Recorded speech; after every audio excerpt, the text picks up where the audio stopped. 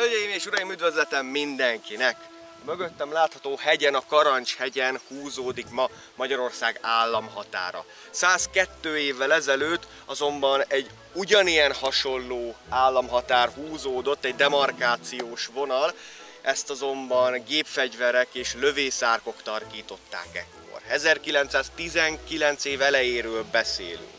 Arról a bizonyos 1919 év elejéről, amikor is a Tanácsköztársaság megindította az északi hadjáratot a felvidék egy részének visszafoglalására. Ezen történelmi mozzanatról és az ehhez kapcsolódó eseményekről lesz hát szó ebben a videóban, no meg persze arról az illetőről, aki dicsőségre vitte ezen hadjáratot, Stromfeld Aurélról. Újpesten született egy német eredetű családban 1878-ban. Az édesapja mérnök volt a Ganz vállalatok elődjét képező Schlich-Nicolson gyárban. Felmenői, rokonai között egyéb iránt meg annyi mérnök volt található, ennek ellenére őt mégis orvosnak szánták.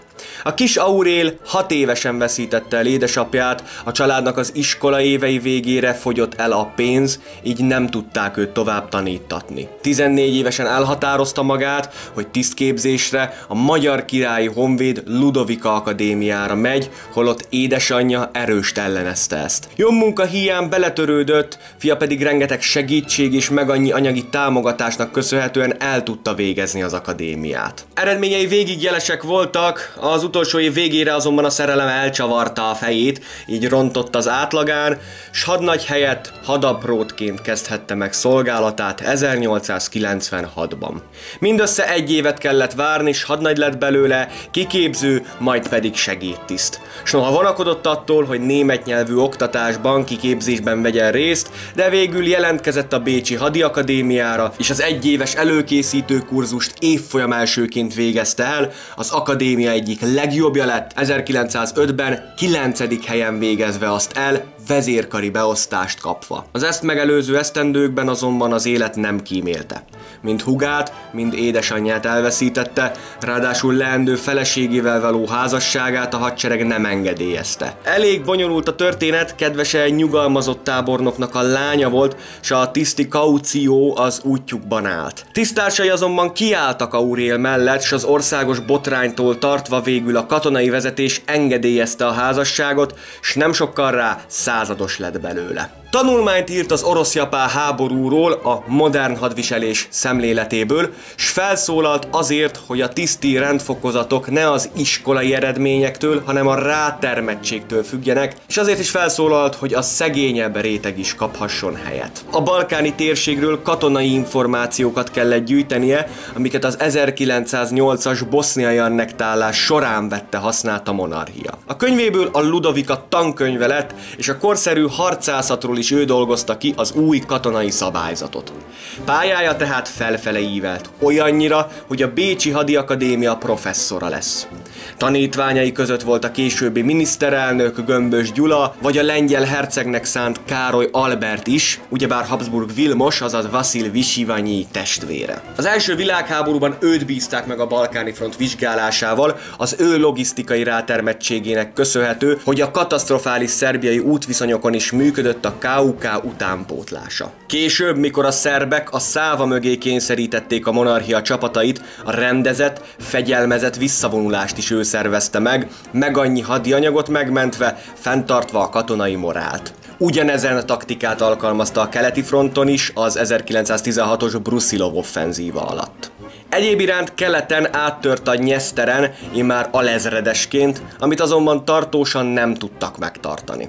1918. januárjában pedig végül az olasz frontra került, csapatai egészen az összeomlásig kitartottak. Októberben, mikor a monarchia lényegében szétesett, először a horvátok tagadták meg az engedelmességet, majd nem sokkal utána a magyarok is. November 15-én a fegyverszünet után 11 nappal indul el ezredével Linz térségéből vissza, az 1 nappal később kikiáltott Magyar Népköztársaságba. Idehaza felszólították őt ezrede feloszlatására, amit csak a második felszólításra tett meg. Noha kinevezték a Ludovika Akadémia parancsnokává, az év végére Károly rendeletének értelmében az alezredesnél magasabb rendfokozú tiszteket nyugalmazzák. Stromfeld tiltakozik. A szociáldemokrata államtitkár végül engedélyezi neki a szolgálatban maradást, a későbbiekben ez azonban egy nagyon fontos mozzanat lesz. Ugyanis a nem politizáló Stromfeld Aurél 1919. januárjában belép a szociáldemokrata pártba. Szeretném hangsúlyozni, hogy saját véleményem szerint a szolgálatban maradásának ez a feltétele volt.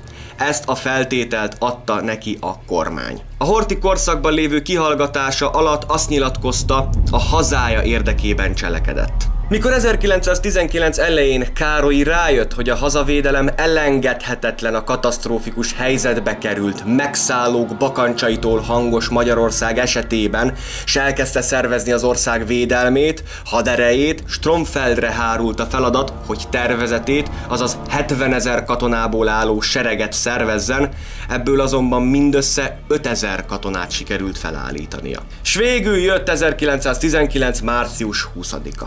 A Vígszjegyzék, melyben először látott napvilágot a tervezett országcsonkítás. Stromfeld hallani sem akart ennek az elfogadásáról, Károly pedig lemondott a vörös Kun Béla javára, a tanácsköztársaság pedig kikiáltatott. A hadügyi népbiztosság első intézkedései között volt a rendfokozatok eltörlése, aminek hatására Stromfeld végül nyugdíjaztatta magát. A román támadás hírére azonban mégiscsak visszatért a fővárosba, április 21-én pedig a hadsereg kötelékébe is, amit ekkor már vörös hadseregnek hívtak, 56 000 katonával, amelyből azonban 30 000 állt ténylegesen fegyverben, harcra készen a határokon. Azonban ne feledjük el, hogy ez az 56 000 katona nem volt mind kommunista, egyáltalán nem volt feltétele a vörös hadseregbe való belépésnek az, hogy az illet, valamint azt se feledjük el, hogy például a kokáért a székely hadosztály is harcolt a frontokon az első sorban, akik aztán végképp nem voltak kommunisták.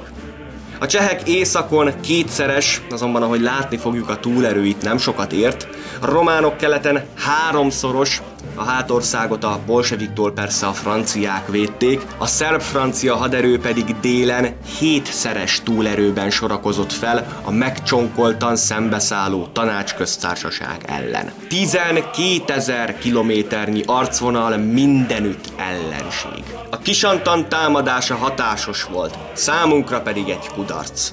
Ráadásul a civil lakosság, akik ekkorra már megtapasztalták Kun Béla, Szamuely Tibor és társaik kegyetlen értelmezésű leninizmusát, az első pillanatokban még felszabadítóként tekintettek a megszállókra. Persze ez csak az első pillanatokat takarta, míg a románok nem kezdték el fosztogatni a magyar városokat, a vidéket, ameddig a csehek nem kezdtek a felvidéken megtorlás sorozatokba, sortüzekbe, és persze ezt a sort még lehetne tovább folytatni. Debrecenben, ahol virágokkal várták a magyarok a románokat, hamar elült a jókedv, mikor a megszálló románok parancsnoka egy magyar férfit pusztán azért húzatott nyilvánosan deresre, botütésre ítélve, mert az szerinte mosolygott a parancsnok magyarokat üdvözlő beszéde alatt. Tehát a bolsevik terrort a megszállók terrorja váltotta. És bizony terror volt ez a javából. Lovak utánhúzatás, szabad fosztogatás parancsa, tömeggyilkosságok. És kegyetlenebbnél kegyetlenebb túlkapások, hasonlók, mint amilyet a II. Világháború után a délvidéki vérengzéssel kapcsolatban ismerhetünk. Egy szónak is száz a vége, a románok sokszorosan több kárt tettek az Alföldön, mint a vörösök. Egyes források szerint a román megszállásnak kétszer annyi áldozata volt, mint a vörös terrornak. A déli megszállási francia zóna viszonylag jó járt, ott nem voltak a túlkapások jellemzőek, ezért is tudott a fehér ellenforradalom Szegeden gond nélkül kialakulni, vagy Pécset megalakulni a baranyai magyar szerb köztársaság. Hozzátenném, hogy a francia tiszteknek a mocskosságáról is lesz szó azonban még a későbbiekben. A keleti románok elleni frontot Stromfeldnek kellett megszerveznie, és sikerült is neki összefognia. Vele együtt azon tisztek is visszatértek a seregbe, akik valóban értenek a harchoz és értenek a háborúkhoz. A kommunisták több nem működő hadireformját eltörölték, mint például a katonatanácsokat, a politikai komisszárok hatalmát jelentéktelenre csökkentették, visszaadták a tiszteknek a parancsadási jogot. Ugye milyen érdekes reformok történtek a vörös hadseregben. Itt szolgált például Sztójai Döme, Berekfi Károly, Lakatos Géza, Werth Henrik, vagy éppen Szombathelyi Ferenc is. Csupa-csupa olyan név, amiket nem a vörös hadsereggel kapcsolatban szoktunk említeni. Ők sem azonosultak a leninizmussal, azonban a hazavédelmével igen. Tehát a Vörös Hadsereg Stromfeld visszatérésével elkezdett egyre kevésbé, szinte jelentéktelenebbé vörösödni, és egy hontvédő, hazafias erőként funkcionált. Kun bízott Szovjet-Oroszország segítségében, akik lerohanva Ukrajnát már Galícia határában meneteltek, de az április 27-i cseh támadás, majd az orosz polgárháborúban 1919 folyamán a vörös vereségek hatására ez a reménye elszállt Kun Bélának. Egyre több és több terület került cseh és román kézre. Május 3-án a románok megálltak a Tiszánál, elsősorban amerikai nyomásra, másodszorban pedig Lenin ultimátuma véget. Ezután egy újabb óriási toborzás kezdődött. Ezen lélegzetvételnyi időre Stromfeld még jobban összefogta a frontot, a tisztek elfoglalták a helyüket, s míg ők a támadásra vártak, addig a kommunista törzsgárda fegyveresei Budapesten a burzsóázia árnyékait üldözték, véres csíkot hagyva maguk után a Lenin fiúk felirataival díszelgő falak mentén. Böhm Vilmos generalissimus, aki egyébként Stromfeld ezredesre hagyott minden egyes katonai döntést, május 9-én indított nagy északi hadjárata, mely a csehek és a románok ellen irányult, sikeres volt. Rá egy nappal megkezdték Salgótarján felszabadítását, a Karancs és az Ipoly vidékén sikeres előrenyomulást hajtottak végre, a Karancs-hegyet pedig vakmerő támadás árán, de végül elfoglalták a csehektől. Ahogy Nógrád térségét visszafoglalták, megindultak Miskolcra, ahol heves harcok árán május 20-án a magyarok kiverték a cseheket, a székelyek pedig a cseh barátaikra segítségül siető román csapatokat verték vissza. Bocsánat a szóhasználatért, milyen barátok? Salgótarjántól délre, Kisterennyénél a későbbiekben a bukás után a csehek és a románok fegyveres összetűzésbe kerültek, hogy Pásztó városa kié is legyen. Végül oda a románok vonulhattak be, de kanyarodjunk csak szépen még vissza. Munkája gyümölcsözött Stromfeldnek. Május közepére 109.772 katona harcolt a Vörös Hadseregben, holott a hadjáratot megelőző román támadásban az akkori csapatok egyharmada megsemmisült, vagy éppen szétszélett. Május végére Miskolc és Nógrád iparvidéke szilárdan állott a Tanácsköztársaság kezében. A válasz, hogy miért épp északra indult a támadás, miért nem délre vagy keletre, nagyon egyszerű.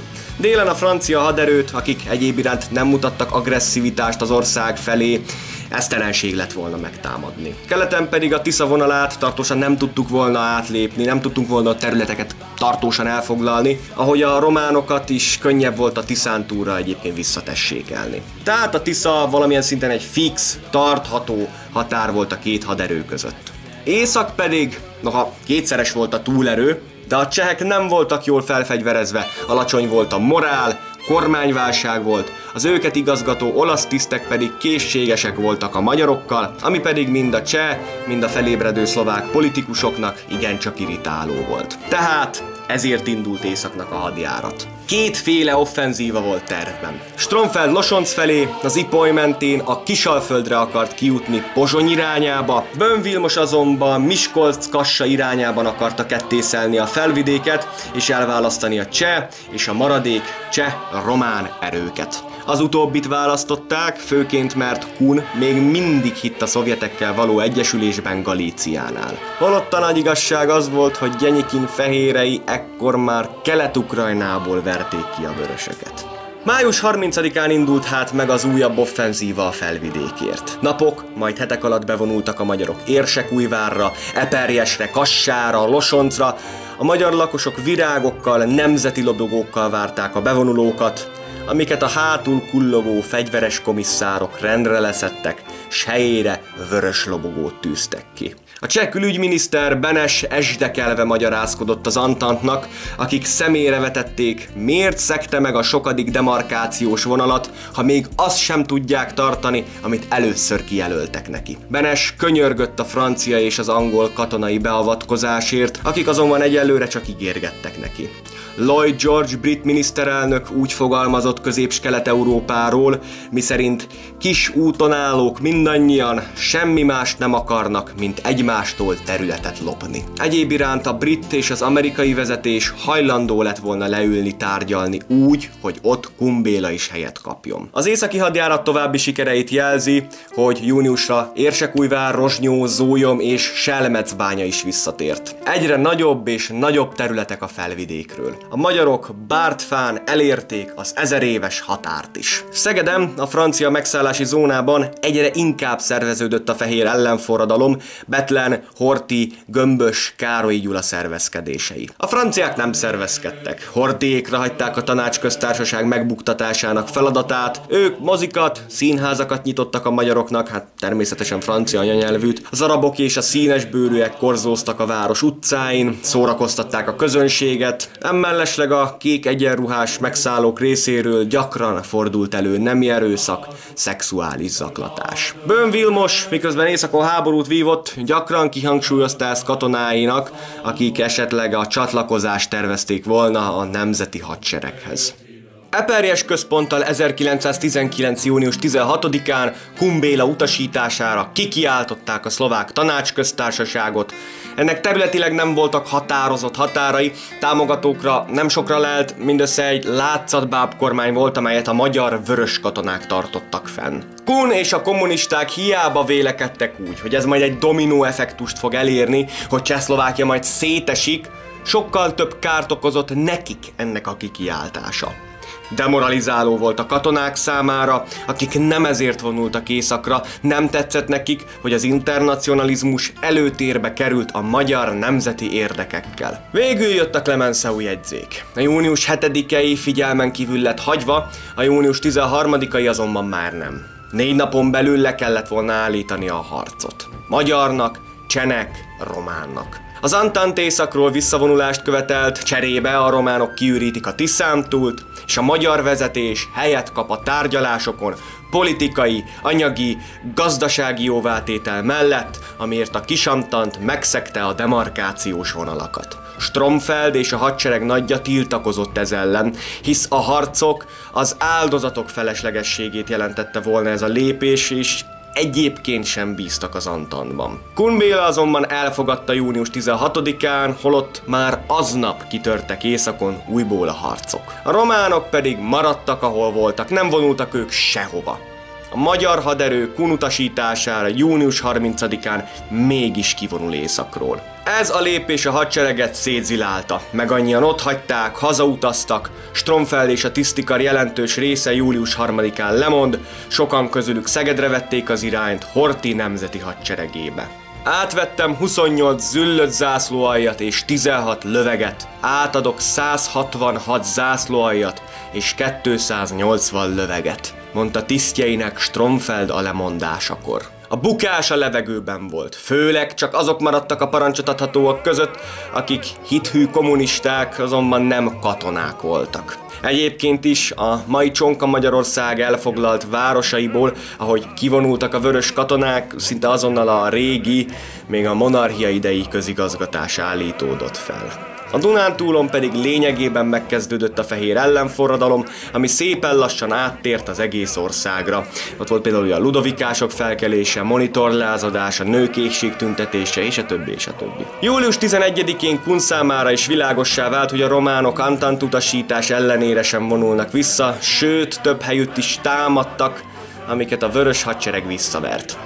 Titkos döntés született végül július 17-én, hogy a francia, cseh, román, szerb haderő megindul a Csonka Magyarország megszállására. Ahogy ezt eldöntötték, órákkal később röppent a hír, hogy a magyarok támadást mértek több ponton is a románokra, július 20-án pedig átlépték a Tiszát, miután a román csapatokat több ponton is bombázás alá vették. 4 napnyi harc után jött a román ellentámadás, 2 nap múlva újra a románoké lett a teljes Tiszántúl. Most azonban már nem álltak meg. Átlépték a Tiszát, a magyar haderő pedig összeomlott. Augusztus 3-ára a vörös hadsereget teljesen körülzálják a románok, így az felmorzsolódott és megszűnt létezni. Még július 29-én a tanácskormány lemondott, augusztus 1-én az alig több mint 4 hónapos tanácsköztársaság megbukott, Kumbéla pedig Bécsbe menekült. Miután ott nem találta meg számításait, Prónai Pál pedig szabályos hajtóvadászatot indított ellene, Szovjet-Oroszországba utazott, az orosz polgárháború hadszínterére került, Trockival és Frunzével bandázott, a Krímben kegyetlenkedett, hadifoglyokat végeztetett ki, és a krími tatárok elleni etnikai tisztogatásban 60 000 tatár életét követelte a leninizmusa. 1921-ben Lenin utasítására Németországba ment forradalmat csinálni, azonban kudarcot vallott. 1937-ben az újabb kommunista mestere, Josif Vissarionovics Sztálin parancsára kivégzik, amiért Kunnak Trockival is voltak kapcsolatai. Illetve hát, valljuk be őszintén, Sztálin esetében nem nagyon kell konkrét indok ahhoz, hogy kit miért végeztet ki. Na de térjünk csak vissza még Magyarországra. Augusztus 4-én bevonulnak a románok Budapestre, augusztus 9-én Salgótarjánban is román csizmák csattognak.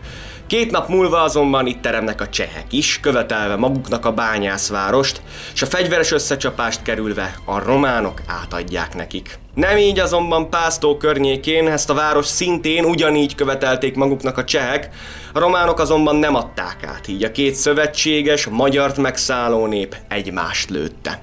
Az Antant fejét fogva csitította őket, bár ez nem volt egyébként számukra új. A szerbek a Bánátban a románokkal, és ugyanúgy a szerbek Fiumében és a partokon az olaszokkal voltak hasonló viszonyban. Augusztus 13-án Horthy Siófokra érkezik a nemzeti hadsereggel, akik a Dunántúl-nagyját innentől ellenőrzés alá vonták, s noha a mohó románokkal voltak kisebb csetepaték, nem vonultak be azon területekre, amiket az új magyar haderő már ellenőrzött. Pedig akartak, és lényegében villámgyorsan tettek is. Augusztus 18-án az angol-amerikai tiltakozás ellenére francia engedéllyel bevonulnak Győrbe és Veszprémbe, augusztus 21-én Mosonmagyaróvárt, 28-án pedig Kapuvárt fosztják ki, ezt azonban már a franciák sem hagyták nekik jóvá, és azonnal visszarendelték a románokat a Győrig húzott vonalig. A megszállók Antant ellenőrzéssel fokozatosan vonultak ki az országból, november 14-én végigfosztogatva kivonultak a fővárosunkból, Horthy pedig ide november 16-án vonul be, a Tiszántúlról pedig az utolsó román egység 1920 áprilisában vonult ki. Stromfeldet 1919. augusztusában a Friedrich kormány letartóztatja. 1920. július 1-én pedig megkezdődött a pere, immáron Horthy Miklós kormányzása alatt. A vád, felségárulás, izgatás, a szociáldemokrata pártba való csatlakozás rábeszélése tisztársai felé. Stromfeld a patriotizmusával, hazafiasságával, országvédelmével, a megszállók elleni sikeres harcával védekezett, tagadta, hogy bűnös volna. Elmondása szerint a szociáldemokratákhoz csak azért csatlakozott, mert akkor hazája érdekében ez volt a legjobb lehetőség, s ő a vörös hadsereget sohasem tekintette vörösnek, a megszállókat azonban nem tudta nem ellenségként kezelni. Felségárulás vágyával börtönbe került, ahonnan 1 év után szabadult,